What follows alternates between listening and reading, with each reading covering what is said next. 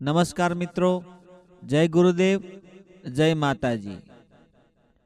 મિત્રો, મા વંદના યુટ્યુબ ચેનલમાં આપ તમામ મિત્રોનું હાર્દિક સ્વાગત કરું છું અને આશા રાખું છું કે તમે બધા મિત્રો હેમખેમ સર્વ કુશળ મંગળ હશો અને રહેજો એવી ગુરુદેવને મા ભગવતીને પ્રાર્થના કરું।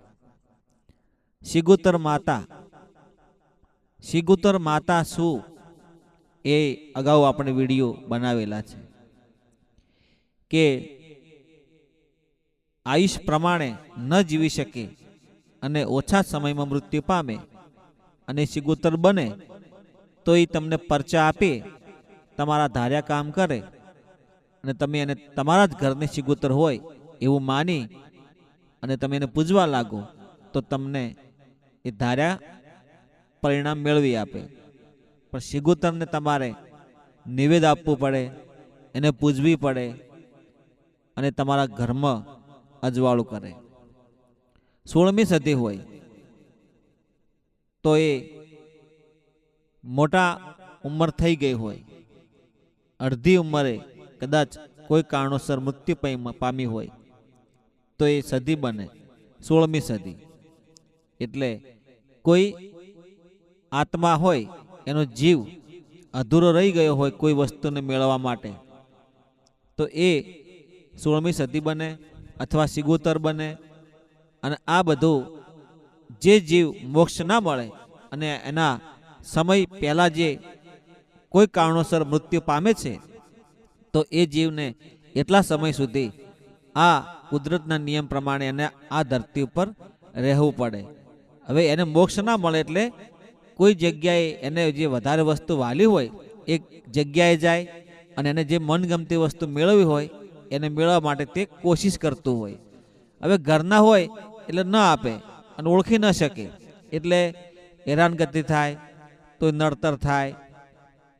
તમે એને ઓળખી જાઓ તો એનું પ્રમાણ માગો અને પ્રમાણે એ તમારા કામ કરવા લાગે ને પૂજવા લાગો અને એને નિવેદ કરો એટલે બધું ઘરમાં સારું થવા લાગે।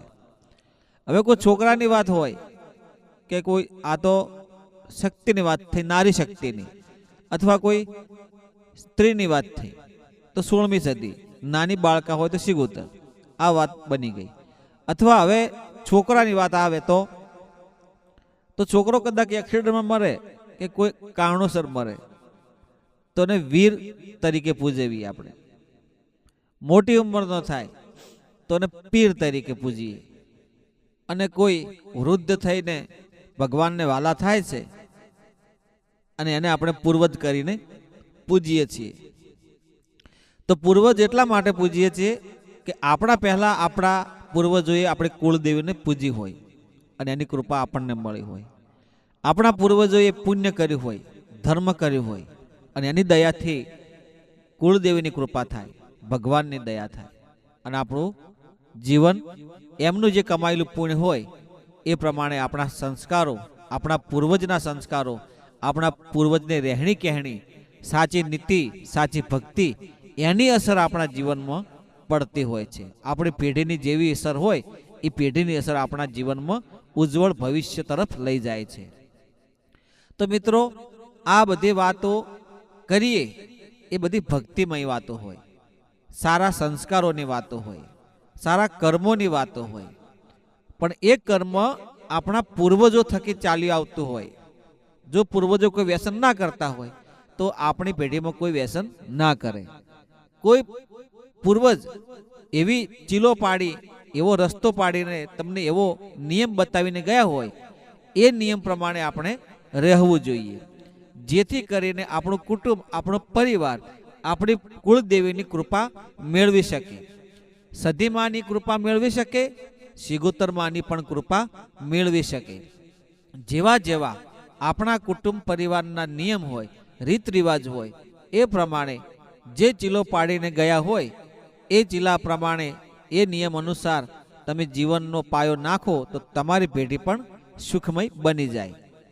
જે માતાજીને નિવેદ આપવું હોય નિવેદ, પડલી ભરતા હોય તો પડલી, શ્રીફળ આપતા હોય તો શ્રીફળ અથવા કોઈ મીઠી કોળી એટલે કે કોઈ પેડા છે, કોઈ માતર છે, સુખડી છે, કોઈ સારું એવું 5 કુંવાસી જમાડવી, ધર્મ કરવું, સાધુ સંત જમાડવા, કોઈનું ઠારવું, ધર્મથી ઢુકડા રહેવું, કંઈક સારું કર્મ કરો, એનાથી આ બધું જ દુઃખ મટી જાય. તમામ પ્રકારનું જીવનમાં જે દુઃખ હોય એ માત્ર ને માત્ર કોકનું સારું કરવાથી, સારું કર્મ કરવાથી, ધર્મ કરવાથી તમે કઈ પણ વસ્તુને પ્રાપ્ત કરી શકો છો. અત્યંત આનંદ અને આનંદ વિભોર અને સારું સુખ મેળવવું હોય તો માત્ર ને માત્ર ભલું કરવાથી જ ભલું થાય, સારું કરવાથી સારું થાય. બાકી જેવું કરો એવું ભરો, વાવો તેવું લણો, આ બધા કહેવતો હકીકતો સાચી છે, ઉદાહરણો સાચા છે.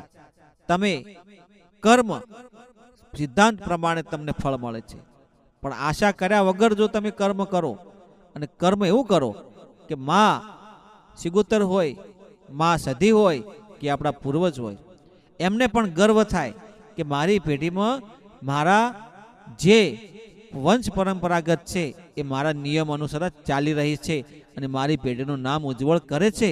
એ પ્રમાણે આપણે જીવન જીવવું જોઈએ, તો એમના આત્માને પણ પરમાત્મા શાંતિ આપે અને સુખમય જીવન થાય, આપણું થાય અને એમના આત્માને મોક્ષ મળે. પૂર્વજ હોય તો રાજી રહે, સિગુતરમાં હોય તો રાજી રહે અને સધીમાં હોય તો પણ રાજી રહે. પણ કર્મ ક્યારેય કોઈને છોડતું નથી, એટલા માટે કર્મ હંમેશા સારું કરજો મિત્રો. જે તમારા નિયમ હોય પૂર્વજોએ આપેલા એ પ્રમાણે જીવન જીવજો. 1000% તમારા જીવનનો બદલાવ થાય, સુખમય બની જાય. અને માં કે કુળદેવી એ પ્રમાણે કરજો. માને પ્રાર્થના એવી કરજો કે આપણી પેઢી તારે સદબુદ્ધિ આપે, સારા સંકેતો આપે, સારા મિત્રો આપે, સારા સાધુ સંતોના આશીર્વાદ આપે, સારા વ્યક્તિઓના તમને માન સન્માન મળે, એવા તમારા જીવનમાં કીર્તિ થાય, સમાજમાં, કોઈ ધંધામાં, કોઈ પણ ક્ષેત્રમાં તમને સફળતા મળે, એવી મા જોડે આશીર્વાદ લેજો. જય ગુરુદેવ, જય માતાજી.